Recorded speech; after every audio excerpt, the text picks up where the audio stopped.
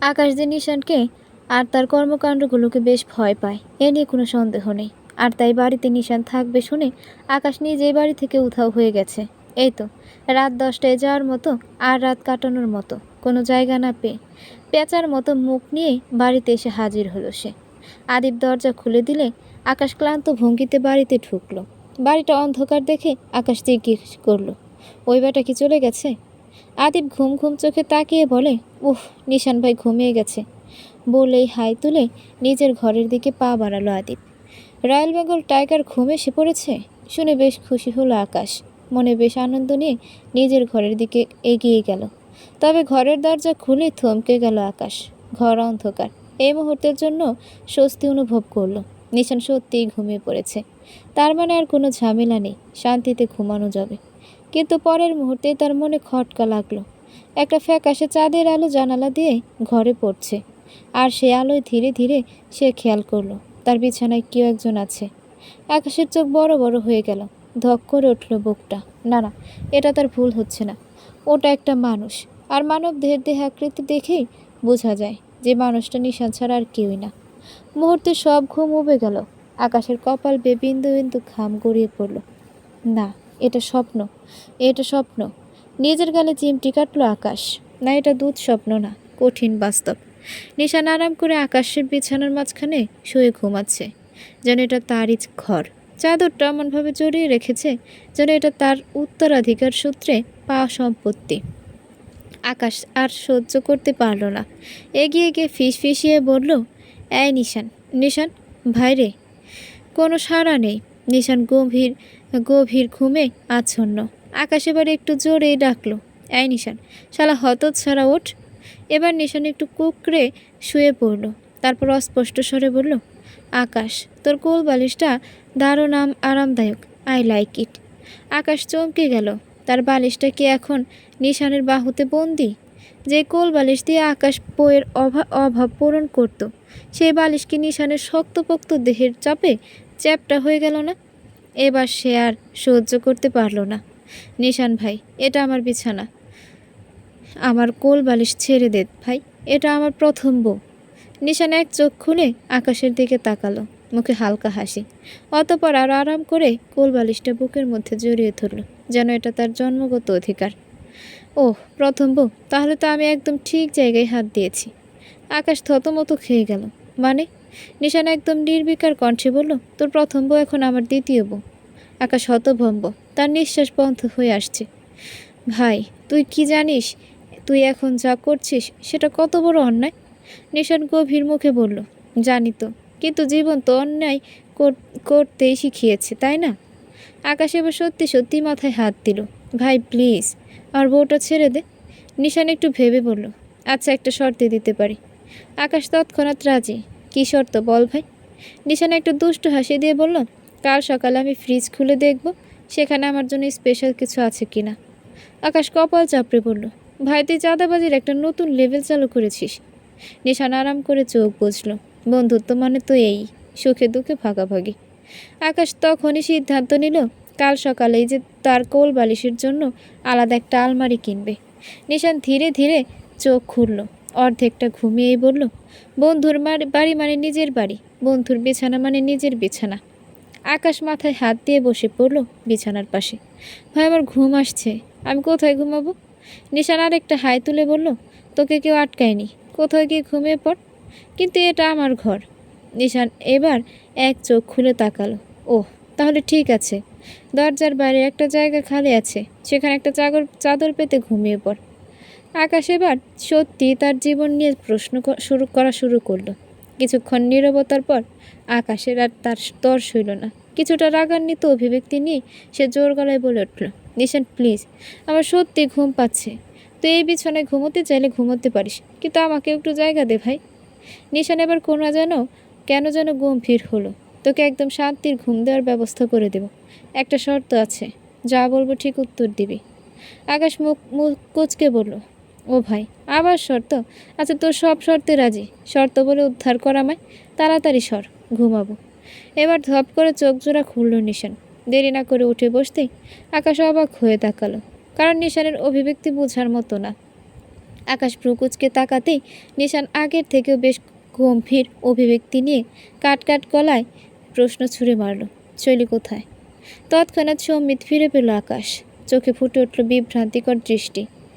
নিশানের গম্ভীর মুখটার দিকে কিছুক্ষণ তাকিয়ে থাকে আকাশ। বাঁকা হাসল। এবার সে এতক্ষণে সারাদিনের হিসাব মিলাতে পেরেছে। তাহলে নিশান শৈলীর খোঁজ জানার জন্য সারাদিন আকাশের বাড়িতে ঘাঁটি মেরে পড়েছিল। বিষয়টা ভাবতেই বেশ হাসি পেল আকাশের। তবে আকাশ প্রকাশ করল না। মুখে যথাসম্ভব গম্ভীর অভিব্যক্তিটা রেখে বলে উঠল, তুই তাহলে এই কারণে সকাল থেকে আমার বাড়িতে পড়ে আছিস? আকাশের প্রশ্নটা অযৌক্তিক মনে হলো নিশানের, তাই সে প্রশ্নের জবাব দিল না। শুধু আবারও একই প্রশ্ন করল, শৈলী কোথায়? আকাশ এবার ফের বাঁকা হাসল। এরপরে হাই তুলে ঘুম কণ্ঠে বলল, আই ডোন্ট নো। এখন আবার খুব ঘুম পাচ্ছে, তোর সাথে পরে কথা বলবো। বলে ধপ করে নিশানের পাশের ফাঁকা জায়গাটাতে শুয়ে পড়ল আকাশ।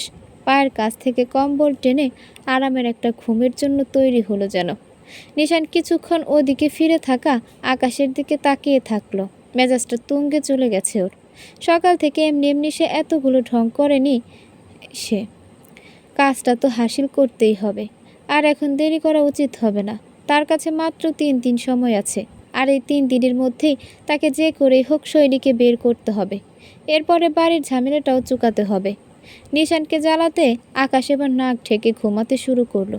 উদ্ভট প্রকৃতির বিকট নাক ডাকার শব্দ শুনে নিশান মুখ কোঁচকালো। এরপরে কিছুক্ষণ ভাবনা চিন্তা করে বিছানা থেকে নামলো।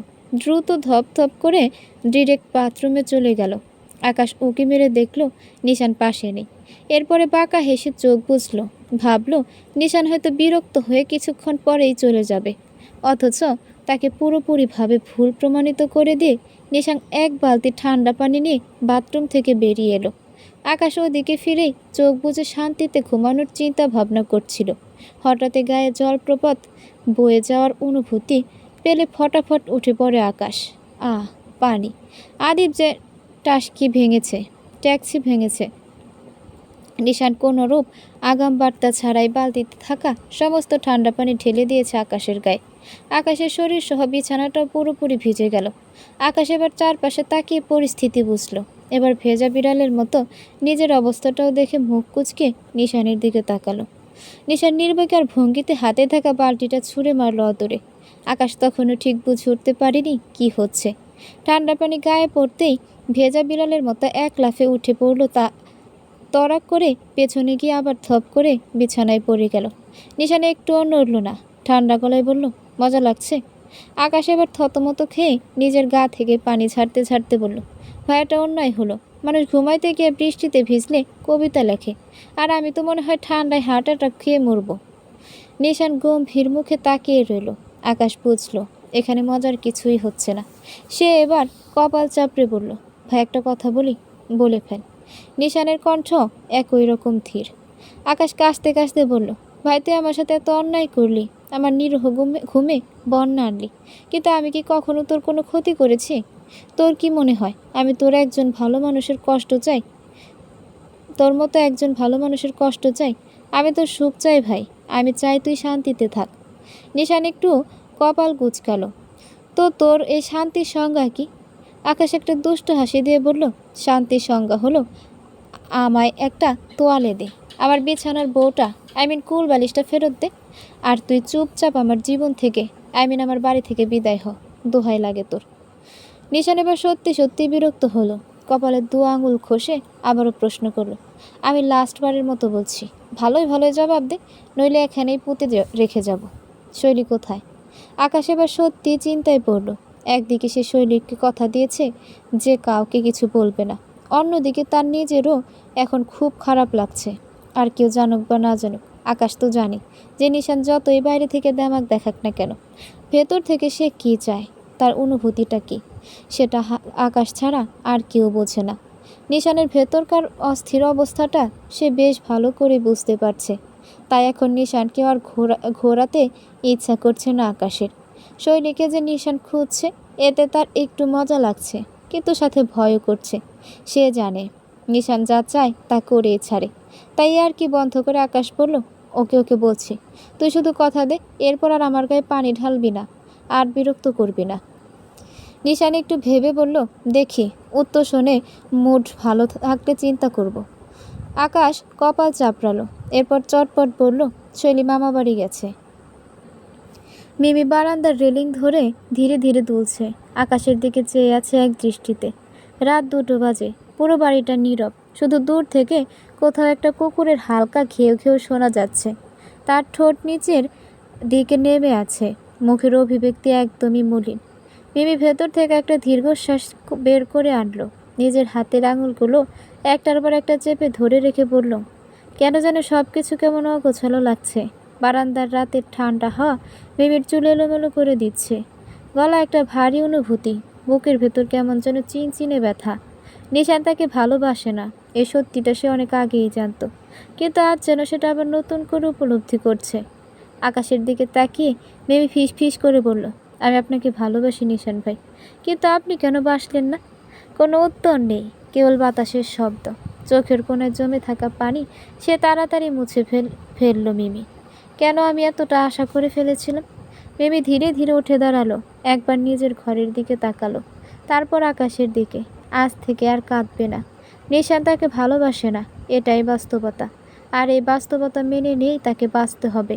তার মনে পড়ে নিশানের চোখের দৃষ্টি, যা কখনোই তার জন্য কোমল হয়নি। সে হাসলে নিশান হাসত, কথা বললে উত্তর দিত, কিন্তু তাতে কোনো বিশেষ অনুভূতি ছিল না, শুধু এক ধরনের সৌজন্যতা, বড় ভাইয়ের মতো আচরণ। আর আজ আজ সে নিশ্চিত হয়ে গেছে, নিশানের হৃদয়ে যে অনুভূতি আছে সেটার নাম ভালোবাসা। কিন্তু সেই ভালোবাসার অধিকারিণী সে নয়, হয়তো অন্য কেউ। কিন্তু কে? হঠাৎ করে মিমির নামে মনে পড়ল রিমির কথাটা। হতে পারে নিশান ভাই অন্য কাউকে ভালোবাসে, কিন্তু কাকে? কে হতে পারে?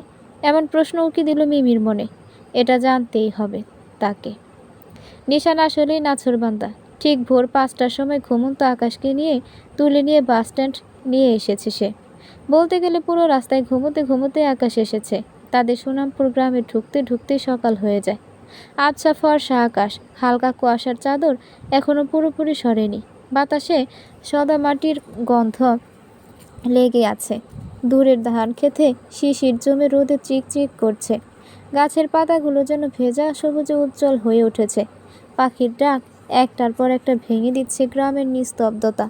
আর মাঝে মাঝে হালকা শীষ বাজিয়ে বাতাস ছুটে যাচ্ছে বাঁশবাগানের ভেতর দিয়ে। বাসটা ধীরে ধীরে থামলো কাঁচা রাস্তার ধারে, একটা ছোট্ট স্ট্যান্ডের সামনে। দুপাশের চায়ের দোকান, একজন দোকানি মাটির কাপ হাতে গরম ধোয়া চা ঢালছিল। বাসের দরজা খুলতেই সবার আগে নামলো নিশান। তার চোখ একেবারে চারপাশে ঘুরে গেল, যেন জায়গাটা বিশ্লেষণ করে নিচ্ছে। পেছনে পা টেনে টেনে নামলো আকাশ। গা ঢিলা আর চেহারা একগাল বিরক্তি, কারণ তার হাতেই 2টো ব্যাগ ধরিয়ে দিয়েছে নিশান। আকাশ মুখ টিপে হাই তুলতে তুলতে বলল, গ্রামে সকালবেলা এত শব্দ হয় কেন ভাই? নিশান ঠান্ডা গলায় বলল, শহরের মতো এখানে সবাই দুপুর অবধি ঘুমায় না। আকাশ মাথা নাড়ল। শরীরটাই ভালো ছিল, শহরটাই ভালো ছিল, কয়েকটা মোবাইল টাওয়ার দেখা যাচ্ছে না, মানুষজনও নেই। ভাই, এখানে আমাদের কেউ চেন না, প্লিজ চল, এখনো ফেরত যাওয়ার সময় আছে। নিশান কোনো উত্তর দিল না, শুধু একবার দৃষ্টি ঘুরিয়ে নিল পুরো রাস্তার দিকে। সামনে মাটির রাস্তা, দুপাশে লম্বা তাল গাছ দাঁড়িয়ে আছে এক সারিতে। একটু দূরে একটা ভ্যান গাড়িতে আসতে দেখা যাচ্ছে, হয়তো কোনো বাজারের মাল নিয়ে যাচ্ছে। আকাশ মুখ বাঁকিয়ে বলল, ভাই, অন্তত একটা ভ্যান বা অটো তো ঠিক করে নে, হেঁটে গেলে আমার জীবন এখানেই শেষ। বলতে বলতে আকাশের হঠাৎ কিছু একটা মনে পড়ল। তৎক্ষণাৎ সে তাকালো নিশানের দিকে, বড় বড় চোখ করে অবাক হয়ে বলল, নিশান, আমরা তো চলে এলাম, কিন্তু এখন এখান থেকে যাব কই?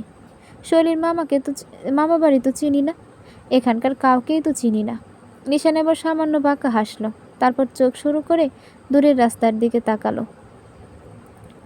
আকাশ এদিকে চিন্তায় মরে যাচ্ছে, আর নিশানের মধ্যে কোনো ভাবান্তর। রিমি এবার একটু দ্বিধাগ্রস্তভাবে বলল, শৈলী আপুর ব্যাপারে 2টো খবর পেয়েছি, কিন্তু পুরোটা কনফার্ম না। রিমি ভ্রু কুঁচকে তাকালো, মানে কি খবর? রিমি একটু ইতস্তত করলো, তারপর নিচু গলায় বলল, প্রথমটা হলো শুনেছি আপু নাকি গ্রামে গেছে মামার বাড়িতে, আর দ্বিতীয়টা হলো আবুকে নাকি মা পাঠিয়েছে মানে আমার সন্দেহ সঠিক। মা সব জানে অথচ মিথ্যে বলছে। মিমি চোখ বড় করে বলল, কি মা জানে? তাহলে বলল না কেন? আর আপু হুট করে গ্রামে চলে গেল কেন? রেমি কাঁধ ঝাঁকালো, আমি ঠিক জানি না, কিন্তু কিছু একটা হয়েছে। না হলে আপু এভাবে হুট করে চলে যাবে কেন? আর সে তো আমাদের কাউকে কিছুই বলেনি। মা ওসব জেনে চুপ আছে। আমি হিসাব মিলাতে পারছি না। মিমির মনের ভেতর অস্বস্তি বাড়তে লাগলো। সে ভাবছিল নিশান ভাইকে নিয়েই চিন্তায় তার সবচেয়ে বড় সমস্যা। কিন্তু এখন শৈলী আপুর আচরণে কিছু একটা লুকিয়ে আছে বলে মনে হচ্ছে। মিমি কিছুক্ষণ চুপ থেকে বলল, নিশান ভাইকে তো একটা এটা জানানো দরকার, তাই না? নিশান ভাই কি জানে? রিমি এবার মাথা নেড়ে বলে, হ্যাঁ জানে। আর আমার মনে হয় নিশান ভাইয়া হয়তো আপুকে খুঁজতে গেছে। কিন্তু বাড়ির খবর এখন আমি ভাইয়াকে দিতে পারবো না। নিশান ভাইকে এইসব নিউজ একসাথে দিলে, আমি আগেই বলে রাখছি, ঘর বাড়ি উল্টে যাবে। মিমি এক গভীর শ্বাস নিয়ে বলল, হ্যাঁ ঠিক আছে। এরপর আবারও দুই বোন বই গোছাতে ব্যস্ত হলো। তবে মিমিকে দেখে মনে হচ্ছে সে বেশ চিন্তায় আছে। মিমি এবার চিন্তা ভাবনা করা শুরু করলো। সে বই গোছানোর ভান করলেও আসলে তার এমন একদমই ওদিকে নেই। মাথার ভেতর সব গুলিয়ে যাচ্ছে। নিশান ভাই কি সত্যি শৈলী আপুকে খুঁজতে গেছে? যদি হ্যাঁ হয় তাহলে কেন?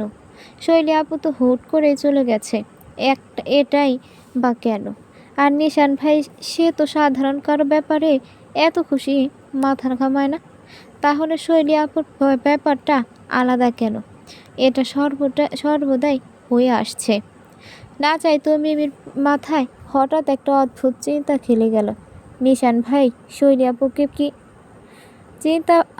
চিন্তাটা আসার সাথে সাথে মিমি চমকে গেল।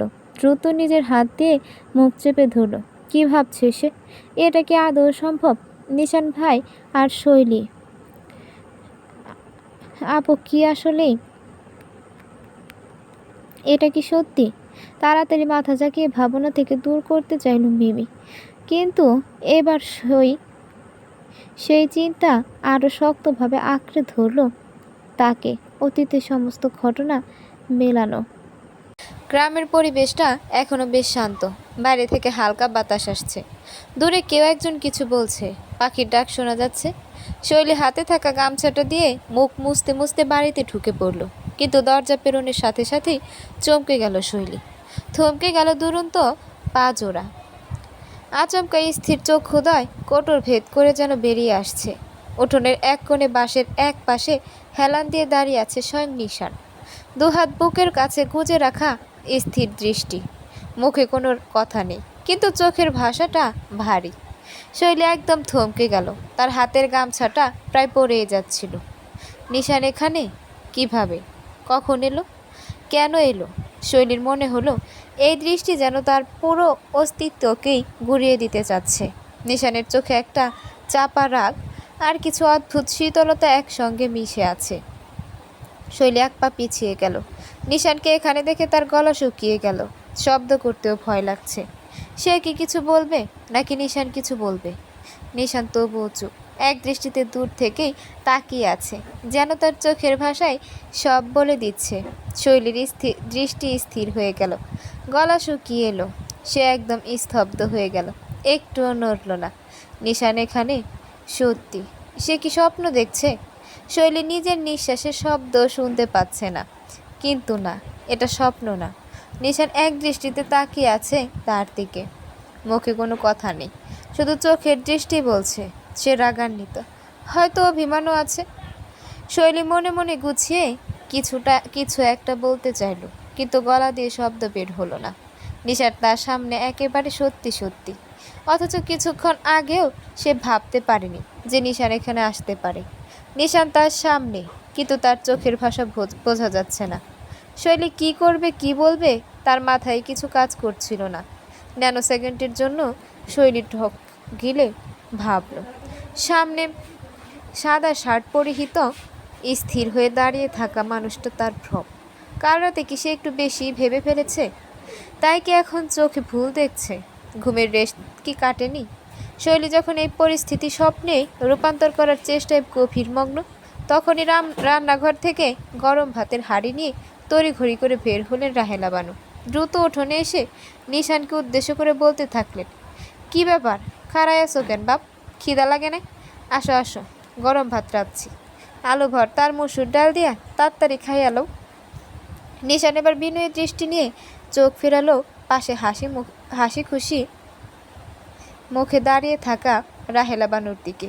মিষ্টি হেসে তার ছিল্লের সুরি বলল, আমি না হয় পরেই খাচ্ছি মামি, আগে আপনার ভাগ্নিকে একটু লেবু পানি খাওয়ান, যে কোনো সময় হার্ট ব্লক করতে পারে। প্রথমে কথার মানে কিছুই বুঝতে পারল না ভদ্র মহিলা। তৎক্ষণাৎ নিশানের চোখের দৃষ্টি অনুসরণ করে সে এবার বাড়ির দরজার দিকে তাকিয়ে দেখল। ভূত দেখার মতো চকিত হয়ে দৃষ্টিতে তাকিয়ে আছে শৈলী। চোখে মুখে বিস্ময়ের যেন শেষ নেই। হাতে থাকা গামছাটা কোনো মতে কবজিতে আটকে রয়েছে, হাঁটু রীতিমতো কাঁপছে। রাহেলা বানু তো আর শৈলীর অবস্থা বুঝলেন না। তিনি আরও বেশি উৎফুল্লতা নিয়ে হাসি মুখে বললেন, উঠছস তাহলে? এত দেরি করলি কেন?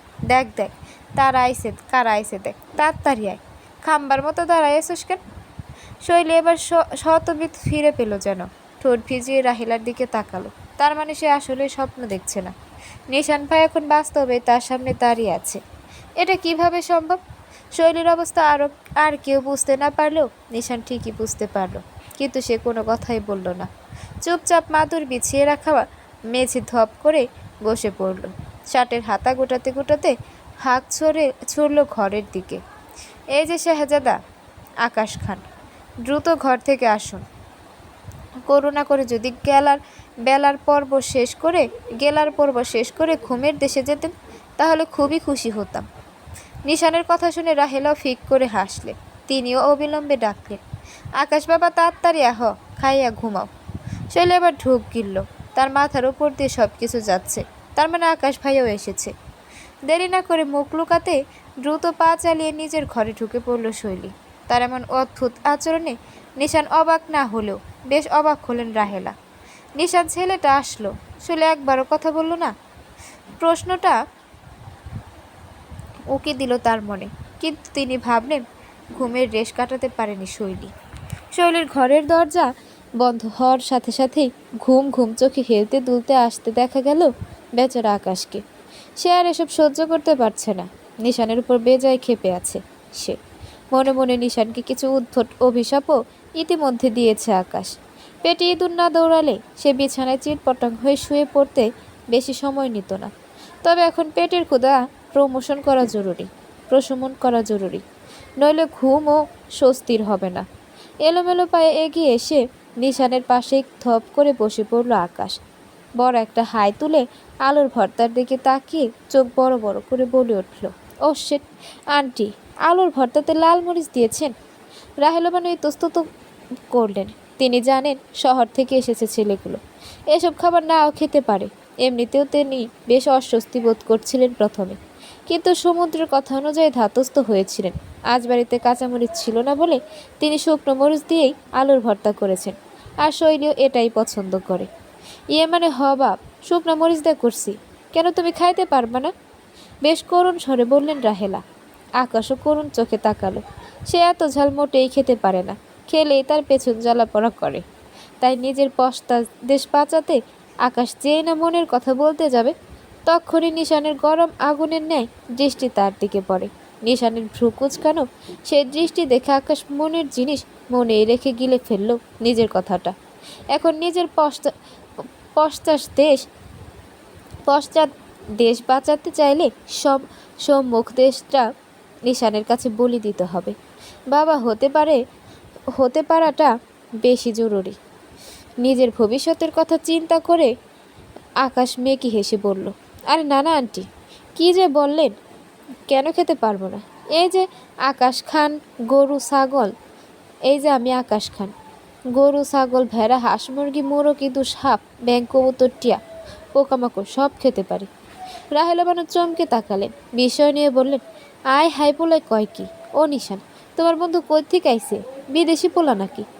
নিশান আকাশকে একবার উপর থেকে নিচ পর্যন্ত দেখে বলল, হ্যাঁ খুবই বিদেশি, তবে উন্নত দেশের না, কোনো এক আজব গ্রহের। রাহেলা বানু ফিক করে হেসে ফেললেন, আর আকাশ চোখ বড় বড় করে নিশানকে দেখল। বাহ, আমার এই কষ্ট, এই ত্যাগের সম্মানটুকু দিল না বন্ধু। আমি এইমাত্র আমার ভবিষ্যৎ বাবা সত্তা বাঁচানোর জন্য আগুন ঝাল আলুর ভর্তা খাওয়ার প্রতিজ্ঞা করলাম, আর তুমি আমাকে এলিয়েন বানিয়ে দিলে। ছি বন্ধু, ছি। নিশান গম্ভীর মুখে বলল, তোর বাবা হওয়ার ভবিষ্যৎ বাঁচানোর জন্য আমার প্রেজেন্ট মুড নষ্ট করার দরকার ছিল না আকাশ। চুপচাপ খা। আকাশ হতাশ মুখে একবার ভর্তার প্লেটের দিকে তাকালো, তারপর লালচে আলুর ভর্তা হাতে তুলে নিয়ে চোখ বন্ধ করে নিজেকে মানসিকভাবে প্রস্তুত করলো। শৈলী তখনও ঘরের ভেতরে লুকিয়ে আছে, নিশানের আচমকা আগমনের ধাক্কা সামলানোর চেষ্টা করছে। বাইরে থেকে আকাশের আর্তনাদ শোনা গেল। ও মাই গড, এত ঝাল, না মানে এত মিষ্টি কেন? আমার জিভ জ্বলে গেল। নিশান চুপচাপ ভাতের লোকমা বানাচ্ছিল। আকাশের কথা শুনে বিরক্ত মুখে বলল, অপদার্থ, এত নাটক করিস কেন? রাহেলা বানু দ্রুত পানির গ্লাস বাড়িয়ে দিলেন আকাশের দিকে, আর আকাশ চোখ বন্ধ করে সেটার দিকে হাত বাড়িয়ে বলল, আন্টি বিশ্বাস করুন, যদি আমার জীবনে কালকে সূর্য না ওঠে তাহলে দয়া করে আমার নামের পাশে লিখে দিন, অলিক আগুনের লেলিহান শিখায় পুড়ে মরল এক বীর যোদ্ধা। নিশান এক মুহূর্তের জন্য ভ্রু কুঁচকে তাকালো, তারপর বিরক্ত মুখে বলল, এজন্যই বলি তোর জন্ম হওয়া উচিত ছিল কোনো থিয়েটারের মঞ্চে। আকাশে মুখ বাঁকিয়ে পাল্টা উত্তর দিল, আর তোর জন্ম হওয়া উচিত ছিল সমুদ্রের মাঝে, খাটাস পেটা। আকাশের কথায় রাহেলা বানু চোখ বড় করে তাকালেন, এরপর ডালের পাতিল আনতে ঘরে ঢুকলেন, রান্নাঘরে গেলেন। কিন্তু নিশান একদম নির্লিপ্ত মুখে খাওয়া শুরু করলো। শৈলীর ঘরের দরজার দিকে একবার তাকিয়ে নিয়ে বলল, আকাশ, ভবিষ্যতে বাপ হতে চাস? আকাশ নির্লিপ্ত ভঙ্গিতে বলে, অবশ্যই, কে না চায়। বেশ, তাহলে তোকে একটা বিশেষ কাজ দিতেই হয় আকাশ খান। তৎক্ষণাৎ আকাশের গলায় ভাত আটকে যাওয়ার জোগাড়। নিশানের মুখ থেকে বিশেষ কাজ কথাটা শুনলেই তার গা শিউরে ওঠে। এই নিরামিষের বিশেষ কাজ যে সহজ কাজ না, এটা সবাই জানে। আকাশ ঠক ঠক করে পানি গিলে কাশি সামলাতে সামলাতে বলল, দেখ ভাই, আমি গ্রামের বাড়িতে বেড়াতে এসেছি। আমার ছোট বোনের মতো মিষ্টি ভাই বোনটাকে নিতে এসেছি, কোনো মিশন পারফর্ম করতে না। কিছু বলিস না প্লিজ। নিশান ঠান্ডা গলায় বলল, শুধু ছোট্ট একটা কাজ করতেই হবে তোকে। আকাশ মুখ খুঁচকে তাকাতেই নিশান বলে উঠল, শৈলীকে এক্ষুনি এখানে ডেকে আনবি। শৈলীর নাম শুনে আকাশ ভ্রু উঁচিয়ে তাকালো, বুঝতে পারল নিশানের আসল উদ্দেশ্য কি। বাটপাড়ের সর্দার নিজের কাজ আকাশকে দিয়ে করাবে, তবে আকাশকে তো করতেই হবে। কিন্তু ব্যাপারটা সহজ হবে না, কারণ শৈলী তো নিশানকে দেখেই দৌড়ে পালিয়েছে। আকাশ কাতর মুখে বলল, তুই বরং নিজে যা দোস্ত, আমিও তো ঝুঁকি নিতে পারবো না। মেয়েটা তোকে দেখে থোয়া হয়ে গেছে, আমি গেলে যদি নিরাপত্তার জন্য আমার মাথায় কাচের গ্লাস ছুঁড়ে মারে। এমনিতেই তোকে ওর খোঁজ দিয়ে বেইমানি করেছি আমি ড্যাম শিওর শৈলী আমার সাথে 1 সপ্তাহ কথা বলবে না। নিশান একদম নির্বিকার মুখে একটা শশার টুকরো মুখে দিল, তারপর শান্ত গলায় বলল, আমি কি তোকে অনুরোধ করেছি নাকি অর্ডার? আকাশ একদম জমে গেল। নিশানের সাথে তর্ক করে লাভ নেই। শেষ পর্যন্ত সে দীর্ঘশ্বাস ফেলে উঠে দাঁড়ালো। ভাই, যুদ্ধটা একবার লড়ে আসি। আকাশ প্লেটে হাত ছেড়ে উঠতে নিলে রান্নাঘর থেকে কেবলই বের হওয়া রাহেলা বলে উঠলেন, ও কি আকাশ, কি হইল? উঠলা কেন? খাওয়ান শেষ করো। আকাশ আবারও মেকি হেসে বলল, না মানে আন্টি, আমরা একা একা খাচ্ছি। সকাল সকাল শৈলীও তো কিছু খায়নি, ওকে ডাকতে যাচ্ছিলাম, আমার সাথেই খেত।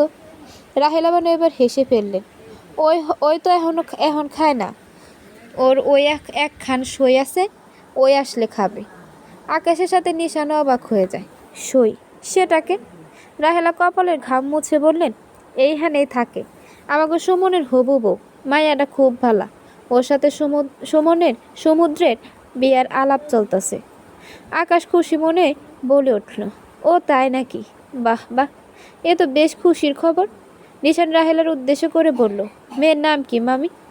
ওর নাম হলো সকিনা। বলে রাহেলা ডাল উঠিয়ে দিলেন নিশানের প্লেটে। নিশান এবার ইশারা করলে আকাশ আবারও খাওয়া শুরু করে। রাহেলা নিজের মতো করে আরও বলতে থাকেন, সকিনা খুব লক্ষ্মী একটা মাইয়া, শৈলীর লগে খুব ভাব, একসাথে খায় দায় গল্প করে, খুব ভালো বন্ধু ওরা। ওদের বিয়াতে তোমরা অবশ্যই থাকবা কিন্তু। নিশান মুচকি হেসে সম্মতি জানালো। এরপর একবার আর চোখে শৈলীর ঘরের বদ্ধ দরজার দিকে তাকায়। মুখে থাকা ভাত চিবোতে চিবোতে তীর্যক দৃষ্টি ফেলে বাঁকা হাসে।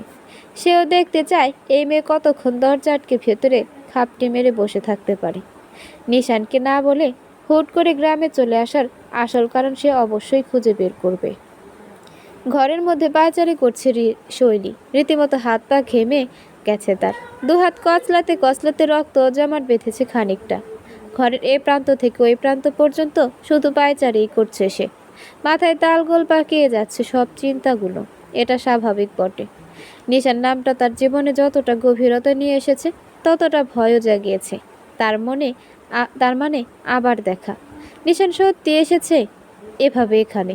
শৈলীর কপালে বিন্দু বিন্দু ঘাম জমেছে। নিশানের মুখটা মনে পড়তেই তার বুক ধরপড় করে উঠল।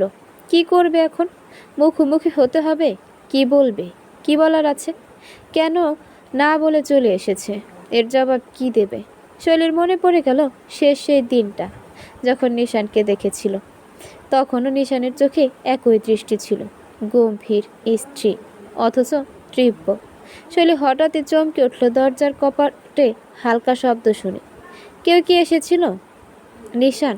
সে শ্বাস আটকে তাকিয়ে রইল দরজার দিকে। কিছুক্ষণ পর বাইরে পায়ের শব্দ মিলিয়ে গেল। শৈলী দাঁড়িয়ে থাকলো, নিঃশ্বাস বন্ধ করে, যেন নিশানের উপস্থিতি কেবল তার ঘরের বাইরে নয়, তার মনের ভেতরেও ঘনিয়ে এসেছে।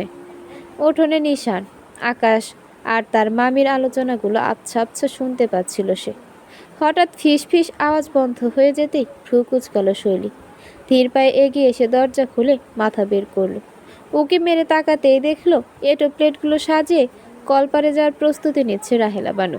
শৈলী সতর্কতার দৃষ্টি ফেলে এদিক ওদিক তাকিয়ে কাঙ্ক্ষিত মানুষটিকে খুঁজল, কিন্তু কোথাও তার অস্তিত্ব না দেখে ধীর পায়ে পা টিপে টিপে ঘর থেকে বের হয়ে এলো সে। জোর গলায় আওয়াজ ছুড়ে বলল, মামি, ও মামি।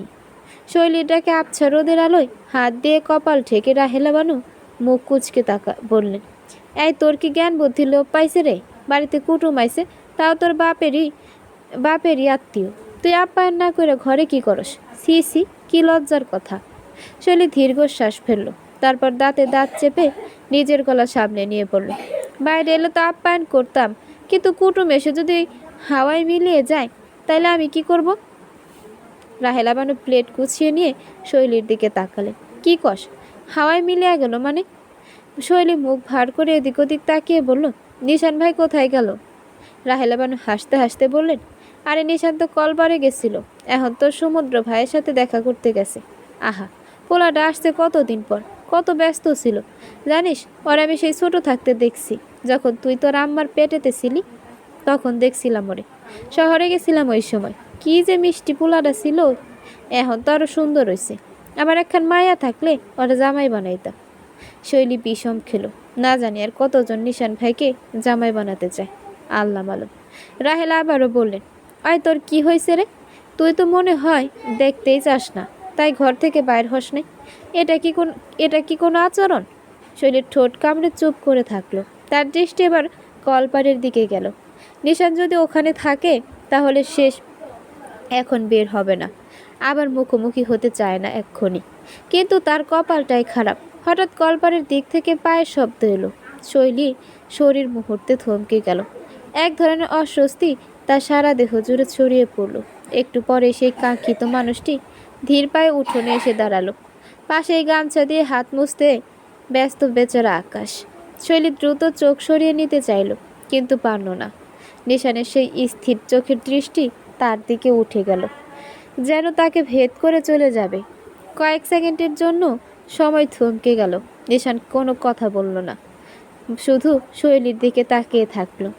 শৈলী ঢোক গিলে পেছনে ফিরতে গিয়েই শুনল নিশানের গভীর অথচ শান্ত কণ্ঠস্বর, এখন কি তোর হার্ট ব্লক হচ্ছে? শৈলী চোখ বড় বড় করে তাকিয়ে থাকলো। নিশানের ঠোঁটের কোণে হাসির ছিটে ফোটাও নেই। তাহলে কি কথাটা খোঁচা মেরে বলল? শৈলীর মনে হচ্ছে সত্যি হৃদস্পন্দনটা স্বাভাবিক নেই। আকাশ ভাবল, এবার হয়তো নিশান সরাসরি কথা বলবে শৈলীর সাথে। অথচ নিশান এবারও কিছু বলল না। ছোট্ট একটা খোঁচা মেরে রাহেলাকে উদ্দেশ্য করে বলল, মামি, সমুদ্র কোথায়? ওদিকে তো নেই। রাহেলা এবার খানিক ভেবে বললেন, হ্যাঁ মনে হয় সকিনার কাছে গেছে। তুমি এখন কাম করো আব্বা, ওই ক্ষেতের ওই দিকটায় যাও, ওইখানেই থাকবে। নিশান কিছু বলার আগে আকাশ বলল, কিন্তু আমরা তো চিনি না আন্টি। রাহেলা আবার শৈলীরে ইঙ্গিত করে বলল, শৈলীরে নিয়ে যাও, ওই চিনে ভালো কইরা। শৈলী রীতিমতো চমক খেলো। তার মুখের অভিব্যক্তি দেখে মনে হলো কেউ তাকে হিমশীতল পানিতে ছুঁড়ে ফেলেছে। সে যাবে নিশানদের সাথে, ওদের সামনে হাঁটবে। নিশানের সামনে? না না, এটা একদমই সম্ভব নয়, অসম্ভব, কখনোই না। শৈলী যদি এখন নিশানের সাথে যায় তাহলে নিশ্চিত লাশ হয়ে ফিরতে হবে। শৈলী নিজেও বুঝতে পারছে না হঠাৎ করে নিশানকে তার এত ভয় লাগছে কেন। শৈলী এবার গলা খাকারি দিয়ে বলল, না মানে মামি, আমার অনেক কাজ আছে, বিছানা গোছানো হয়নি এখনো, আমি যেতে পারবো না। নিশান ভ্রু কুঁচকাল। আকাশ হতাশ হলো। রাহেলা বানু কপালে হাত চাপড়ালে, ধুর, তুই যা, বিছানা আমি ঠিক করে রাখবো। তোর এত কাজ কিসের শুনি? অতিথি আইসে বাড়িতে, তোরই তো দেখাশোনা করার কথা, যা, বেশি বাড়াবাড়ি করবি না। শৈলী একদম কথা হারিয়ে ফেলল। নিশানকে এক ঝলক দেখে আবার চোখ নামিয়ে নিল। সে এতক্ষণ কোনো প্রতিবাদ করেনি, নিশ্চয়ই চুপচাপ শৈলীর অবস্থা উপভোগ করছে। আকাশ হালকা মজা পেয়ে ফিস ফিস করে নিশানকে বলল, দোস্ত, আমি কি তোদের সাথে যাব, নাকি মামির সাথে প্লেট ধুতে যাব? আমি আবার কাবাবে হাড্ডি হতে একদম পছন্দ করি না। নিশান ভ্রুকুচকে সন্দিহান দৃষ্টিতে তাকালে আকাশ বলে, না মানে, তোর ঘরেরটা তো ভয়ে কাঁপতেছে, চোখ খুলে একটু দেখ, আমি গেলে আরও যদি অস্বস্তিতে পড়ে। Shut up! এক ধমকে আকাশকে থামিয়ে দেয় নিশান। তবে সে শুধু এক পাশে ভ্রু উঁচিয়ে তাকালো। তার দৃষ্টি কিছুটা অদ্ভুত ঠেকল আকাশের কাছে। শৈলী কপালে হাত রাখলো। এখন যদি না যায় তাহলে সবাই খেয়াল করবে, কিন্তু যদি যায় তাহলে নিশানের সাথে থাকতে হবে। অন্যদিকে রাহেলা বানু একদম রুখে দাঁড়িয়ে গেলেন। শৈলী, আর একবার যদি না করছস তুই, খোদার কসম তোর মামার কাছে বিচার দিব।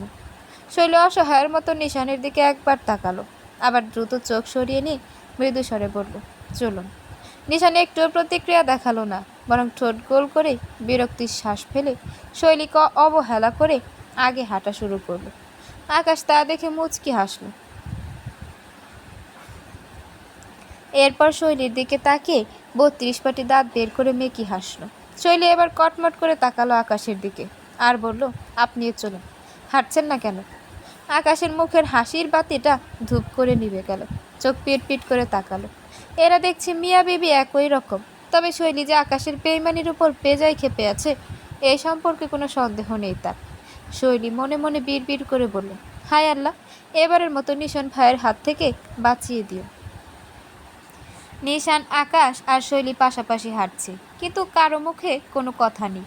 শৈলী একটু পেছনেই হাঁটছে, সে চাইছে দূরত্ব বজায় রাখতে।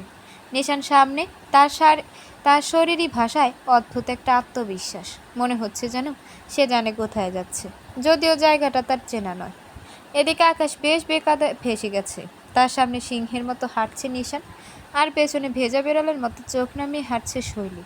তাদের দুজনের মাঝখানে পুরো আকাশ নিজেকে ভিলেন উপাধি দিতে বাধ্য হলো। সে আসলেই পুরো পরিস্থিতির মধ্যে একটু হাস্যকরভাবে আটকে গেছে। আকাশ একবার নিশানের দিকে তাকায়, একবার শৈলীর দিকে। দুজনের মাঝে কলা গাছ হয়ে থাকার মোটেই ইচ্ছে নেই তার। আবার একটা কথাও বলতে পারছে না, যেন বাতাসের মাঝে কোনো অদৃশ্য চাপ আছে। শৈলী মাঝে মাঝে আট চোখে নিশানের দিকে তাকাচ্ছে, আবার সঙ্গে সঙ্গে মুখ ফিরিয়ে নিচ্ছে। নিশান জানে সেটা, বুঝতেও পারছে যে একজোড়া ডাগও রাখি তাকে দেখছে, ক্ষণে ক্ষণে পর্যবেক্ষণ করছে। কিন্তু নিশানও কিছু বলছে না, চোখ সামনে রেখে নিজের মতো করে হাঁটছে। চারপাশে তো সুন্দর, অথচ তিনজনের মাঝে কেমন যেন একটা চাপা অস্বস্তি। হঠাৎ একটা কাক উড়ে এসে পাশের ডালে বসতেই শৈলী চমকে উঠল। সে এতটাই চিন্তায় ডুবেছিল যে সে ছোট শব্দেও সারা শরীর কেঁপে উঠল। আকাশ সেই মুহূর্তটা একদম মিস করল না। সে মুখ চেপে হাসল।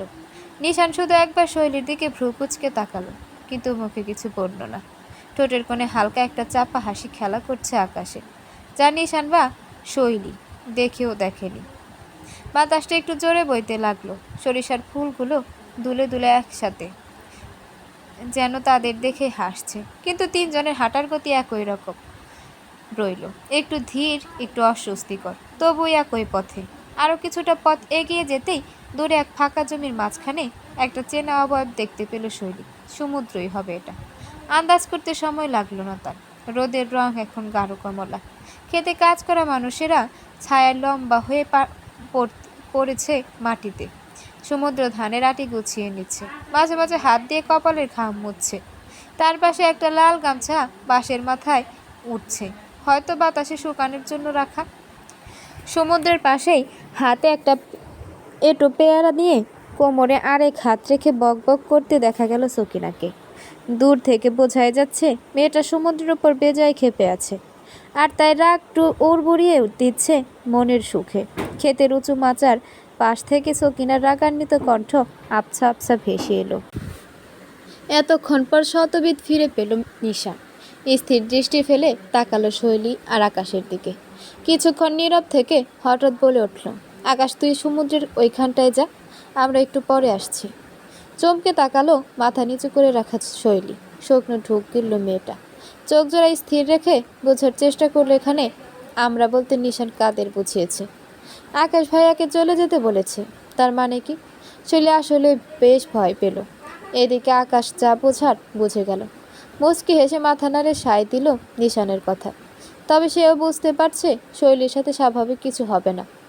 নিশান আবারও বলল, যা তুই সমুদ্রের সাথে আলাপ কর। আচ্ছা বলেই আকাশ দু হাত পকেটে গুজে নেয়। শীষ বাজাতে বাজাতে এগিয়ে যায় সমুদ্র আর সকিনার দিকে। অথচ আকাশ বুঝতেই পারল না যে সে অজান্তে একটা দুর্বল হরিণকে শিকারী বাঘের কাছে রেখে গেল। আকাশ অনেকটা দূরে চলে গেলে শৈলী আবারও ঢোক গেলে শৈলী ঠোঁট ভিজিয়ে ভাবতে থাকে কিভাবে কি বলবে সে। নিশানের করা প্রশ্নগুলোর জবাব কি আসলে সে দিতে পারবে, নাকি ব্যর্থ হয়ে ধমক খেতে হবে? অজস্র চিন্তায় যখন শৈলীর বুকের ধুকপুকানিটা বেড়ে গেল, তখনই তার হৃদয়ে দামামা বাজতে ইগলের মতো তীর্যক দৃষ্টি ফেলে শৈলীর দিকেই তাকালো নিশান। শৈলী মাথা নিচু করে থেকে এক পলক তাকালো। কপালে তো বিন্দু বিন্দু ঘাম জমেছেই। হাত দুটো রীতিমতো কচলাতে কচলাতে লাল হয়ে গেছে তার। সেই হাত দুটোর দিকে তাকিয়ে নিশান ভ্রু কুচকে পড়ল। হাতের চামড়া ওঠাতে চাইছিস? শক্ত করে দু হাত চেপে তড়ি ঘড়ি করে দিকে মাথা নাড়ালো শৈলী। নীরবে দ্রুত বোঝালো, না। নিশান এবার আরও বেশি ভ্রু কুচকাল। আশেপাশে তাকিয়ে দেখলো প্রায় 10-12 জন লোক কাজ করছে এখানে। চারদিকে চোখ বুলে কিছু একটা খুঁজলো নিশান। এরপর হঠাৎ কাঙ্ক্ষিত জিনিসটা পেতেই পকেটে হাত গুজে ছোট্ট করে নির্দেশ করলো, ওদিকটায় চল। শৈলী নিশানের চোখ অনুসরণ করে পেছনে তাকিয়ে দেখল বড় বাঁশবাগানটার পাশে মেহগনি গাছে ভরপুর বেড়া দেওয়া ফাঁকা জায়গাটাতে নিশান যাওয়ার নির্দেশ দিয়েছে। শৈলীর গলা শুকিয়ে এলো। নিশান ওই দিকটায় যেতে বলেছে কেন? ওই জায়গাটা তুলনামূলক নির্জন। আশেপাশে লোকজন থাকলেও দূরে দূরে ব্যস্ত, কেউ এদিকে খেয়াল করবে না। সে কিছু বলতে গিয়েও গলার স্বর আটকে গেল, যেন একেবারেই শুকিয়ে গেছে কণ্ঠ। নিশান পকেটে হাত গুজেই তাকিয়ে রইল, অপেক্ষা করছে সে শৈলী নিজেই হাঁটতে শুরু করবে। শৈলী অসহায় দৃষ্টিতে একবার আকাশের দিকে তাকালো, কিন্তু সে তো সমুদ্রের সকিনার কথাবার্তায় ব্যস্ত।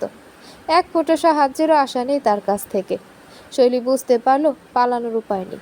নিশানের নির্দেশ উপেক্ষা করার সাহস তার নেই। সে জানে যে সেটা করতে গেলে ফলাফল আরো ভয়ানক হবে। শক্ত করে ঠোঁট কামড়ে শৈলী ধীরে ধীরে পা বাড়ালো বাঁশবাগানের পাশে বেড়া দেওয়া জায়গাটার দিকে।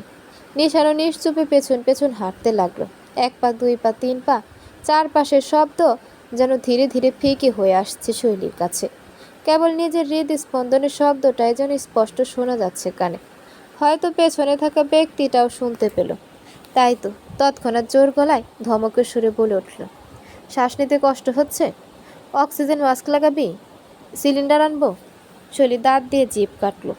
চমকে উঠল, থমকে গেল। নিশানের কণ্ঠে ধমকের সঙ্গে এক ধরনের শীতল ব্যঙ্গ মিশে আছে, যা তাকে আরও বেশি অসহায় করে তুলল। তৈ ঘড়ি করে দুদিকে মাথা ঝাঁকালো সে।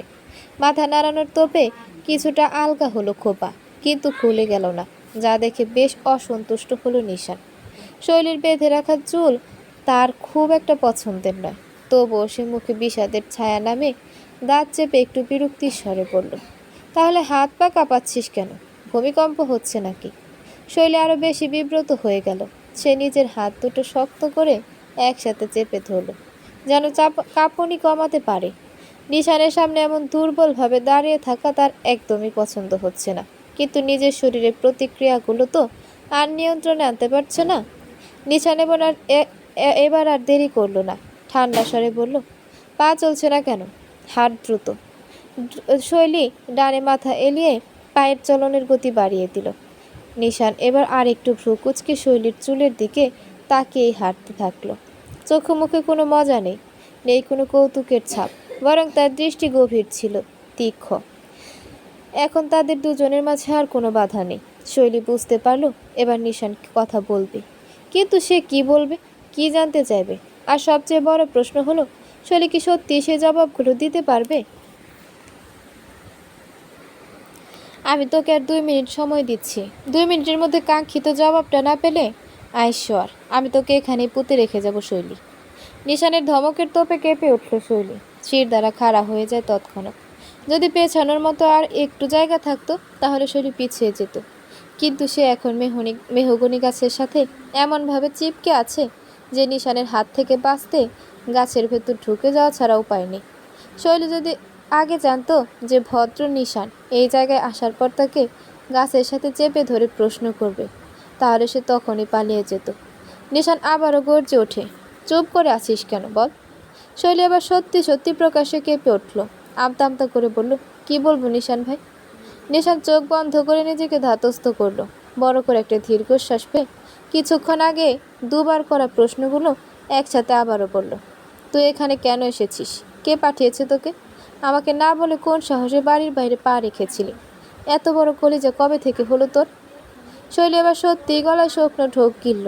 নিশানের এমন ভয়ঙ্কর রূপ সে কল্পনাও করেনি। নিশান ভাই তো সাধারণত ঠান্ডা স্বভাবের, বেশি কিছু বলে না, রাগলেও মুখে কম কথা থাকে, কিন্তু আজ আজ যেন একটু অন্যরূপ। আমি শৈলী কিছু বলতে গিয়েও আটকে গেল। কি বলবে? সত্যি বলবে কি নিশান শান্ত হবে তা, নাকি আরও ক্ষিপ্ত হবে? আর সত্যিটা বলার মতো এত সাহস নেই শৈলীর, একটুকুও নেই। নিশানের ধৈর্য এবার ফুরিয়ে এলো। সে এক ঝটকায় শৈলীর আরও কাছে ঝুঁকে এলো। তার তীক্ষ্ণ দৃষ্টি শৈলীর চোখে বিদ্ধ হলো। কি ভাবছিস তুই? ভাবার সময় নেই, মিথ্যে বলার চিন্তাও করিস না, জাস্ট মেরে ফেলবো। বল শৈলী। শৈলী আতকে উঠে বলল, আমি আসলে নিশান ভাই, আমি এসেছি কারণ অনেক দিন ধরে আসিনি তো গ্রামে, মামা মামির কথা খুব মনে পড়ছিল, আর এমনিতেও একটু ঘোরাঘুরি করতে। শৈলীর কথার মাঝে থামিয়ে দিল নিশান, দাঁত খিচিয়ে বলতে থাকলো, এসব ছেলে ভোলানো আলাপ আমায় শোনাবি না শৈলী। তুই আমার ভালো রূপ দেখেছিস, খারাপ রূপটা দেখাতে চাচ্ছি না। ঘুরতে ইচ্ছে করলে তুই কাকে আগে বলতি? এটা আমার জানা আছে, যে মেয়েটা সামান্য কলেজ কোচিং ইভেন ফ্রেন্ডদের সাথে ঘুরতে যাওয়ার আগেও আমার কাছে অনুমতি নিত, সে মেয়ে আমায় না বলে মনের ভুলে গ্রামে চলে এসেছে। আর এটা আমায় বিশ্বাস করতে হবে। সিরিয়াসলি, নিজের মতো গাধা ভাবিস না আমায়। তুই কি জানিস আমার ধৈর্য শক্তি কতটা? আমি বারবার একটা জিনিস শুনতে চাইছি, আর তুই সেটাকে এড়িয়ে যাচ্ছিস। শৈলী ব্যাকুল হয়ে নিশানের চোখের দিকে তাকালো। আমি আমি কিছু লুকাইনি নিশান ভাই। মিথ্যে কথা। নিশান আরও শক্ত করে শৈলীর হাত চেপে ধরল। তুই এখন পর্যন্ত আমায় যা যা মিথ্যে বলেছিস সব ভুলে যাব, শুধু যদি এক্ষুনি সত্যিটা বলিস। শৈলী দম আটকে আসছে, হাতটা নিশানের শক্ত মুঠোয় যেন রক্ত চলাচল বন্ধ হয়ে যাচ্ছে। চোখের কোণে পানি চিক চিক করতে লাগলো। আমি শৈলী গলা ধরে এলো। নিশান কিছুক্ষণ গভীর দৃষ্টিতে চেয়ে রইল তার দিকে, তারপর হঠাৎ করেই চাপা স্বরে বলে উঠল, একটা সুযোগ দিচ্ছি শৈলী, আমি 3 পর্যন্ত গুনব। 3 পর্যন্ত সময় আছে তোর, তারপর যদি সত্যিটা না বলিস। প্লিজ এমন করবেন না, কথা বোঝার চেষ্টা করুন। আমি আপনার ভালোর জন্য এসেছি নিশান ভাই। আমি কখনো চাইনি আমার জন্য বাড়িতে অথবা আমার জন্য আপনার জীবনে কোনো অশান্তি হোক। আমি কখনো চাইনি আর চাইবো না। আমি কখনো আপনার ক্ষতি চাইবো না নিশান ভাই। আপনার ভালোর জন্য, আপনার ভবিষ্যতের কথা চিন্তা করে আমি চলে এসেছি। আমি মোটেই আপনার আর মিমির মাঝে তৃতীয় ব্যক্তি হয়ে দাঁড়াতে চাই না। নিশানের হাতের মুঠো তখনও তার কবজিতে শক্ত হয়ে আঁকড়ে ধরা, কিন্তু মুখের ভাব এবার কিছুটা বদলে গেল। শৈলী ভয়ে জমে গেল। নিশান কি বুঝে ফেলবে? নিশান কি এতক্ষণে তার চোখের গভীরে লুকানো সত্যিটা পড়ে নিয়েছে। নিশানের হাতের মুঠো আস্তে আস্তে শিথিল হয়ে এলো। মুখে কোনো শব্দ নেই, চোখে মুখে অভিব্যক্তির ঝড়। সে স্থির দৃষ্টিতে শৈলীর মুখের দিকে তাকিয়ে থাকলো, যেন তার প্রতিটা শব্দ এখনো বিশ্লেষণ করছে। তারপর হঠাৎই নিশান এক পা পিছিয়ে গেল, হাতটা নামিয়ে নিল, যেন আর শক্ত করে ধরে রাখার দরকার নেই। মুখটা কিছুটা কালো হয়ে গেল, কণ্ঠস্বরে তেমন কিছু বোঝা গেল না। তুই কি বললি? শৈলী মুহূর্তে চুপ হয়ে গেল। নিশানের কণ্ঠস্বর একেবারে স্বাভাবিক, কিন্তু তার চোখ সেখানে একটু ছায়া খেলা করছে। শৈলী বুঝতে পারছিল না নিশান রেগে আছে নাকি অন্য কিছু ভাবছে। সে ধীরে ধীরে মাথা নিচু করলো, চোখ নামিয়ে ফেললো মাটির দিকে। আমি আমি কিছু ভুল বলেছি, ভুল বুঝিয়েছি। দয়া করে ভুল বোঝার কিছু নেই নিশান ভাই। আমি কি যে বললাম। নিশান গভীর দৃষ্টি নিয়ে শৈলীর দিকে তাকিয়ে থাকলো। শৈলীর হাত তখনও কাঁপছে, শ্বাস অনিয়মিত, কিন্তু নিশান এখনো এক জায়গায় স্থির, যেন সে কোনো কঠিন হিসেব কষছে। শৈলী মাথা নিচু করে নিঃশ্বাস ফেলল।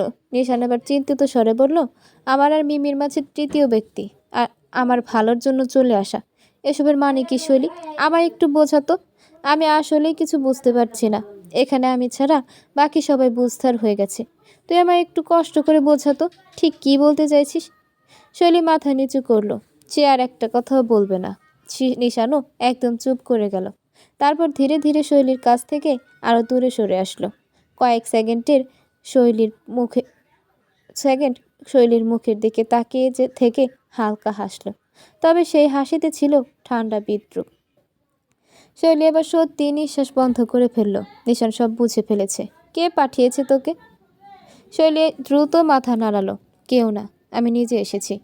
নিশান এবার ভ্রু কুঁচকে তাকালো, শৈলীর চোখের দিকে গভীর দৃষ্টিতে তাকিয়ে রইল, যেন সত্য মিথ্যা যাচাই করছে। তারপর মৃদু গলায় বলল, আজ এই প্রথমবার তোর কোনো কথা আমি বিশ্বাস করছি না। শৈলী এবার আমতা আমতা করে বলে উঠল, মিমি আপনাকে পছন্দ করে। জানি আমি। নিশানের এই ছোট্ট জবাবে আরও অবাক হলো শৈলী। তার হতভাগ হয়ে যাওয়া চোখের দিকে তাকিয়ে নিশান নির্লিপ্ত ভঙ্গিতে বলে, তো তাতে তোর সমস্যা কি? শৈলী শতবোধ ফিরে পেয়ে দ্রুত দুদিকে মাথা নেড়ে বোঝায়, তার কোনো সমস্যা নেই। নিশান এবার এক পা এগিয়ে এসে অন্যরকম গলায় বলল, মিমি আমাকে পছন্দ করে, ইটস ওকে। কিন্তু কেউ কি তোকে একবারও বলেছে যে নিশান তালুকদার ওর দিকে চোখ তুলে তাকিয়েছে? শৈলী অবাক চোখে চেয়ে রইল নিশানের দিকে, মন্ত্রমুগ্ধের মতো মাথা নেড়ে বলল, না। নিশান এবার কটাক্ষ করে বলল, তাহলে 2 লাইন বেশি বুঝিস কেন? উল্টোপাল্টা নেগেটিভ চিন্তা করে সবসময় অন্যের কথাটা ভাবা তোর কি জন্মগত রোগ? শৈলী নিজের সব সাহস একত্রিত করে ফিসফিস করে বলল, আপনার কোনো অনুভূতি নেই তাই না? নিশান একটু থমকালো, তবে পরক্ষণে নিষ্পৃহ কণ্ঠে বলল, আমার অনুভূতি ঠিক জায়গাতেই আছে শৈলী, শুধু যেখানে স্থায়ীভাবে থাকার কথা সেখানে নেই। শৈলীর চোখ বিস্ফোরিত হয়ে গেল। নিশান কি ইঙ্গিত করছে?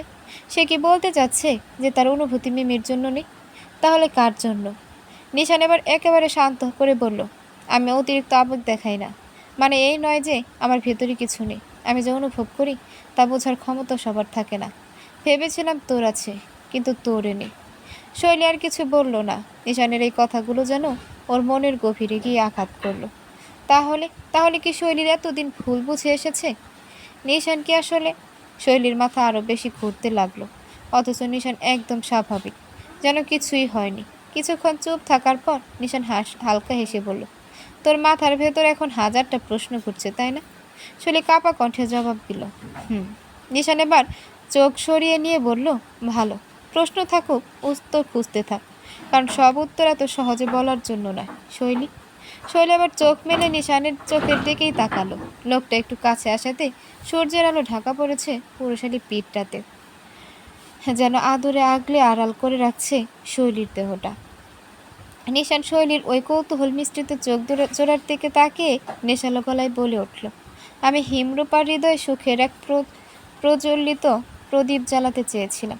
খুব অনুরাগে নিজের মধ্যে আগলে রেখেছি সেই শিখাকে, কিন্তু এখন যদি আমার হিমরূপা অবুঝি হয়ে রয়, তবে আমি এই অমূল্য প্রদীপ রাখবো কোথায়?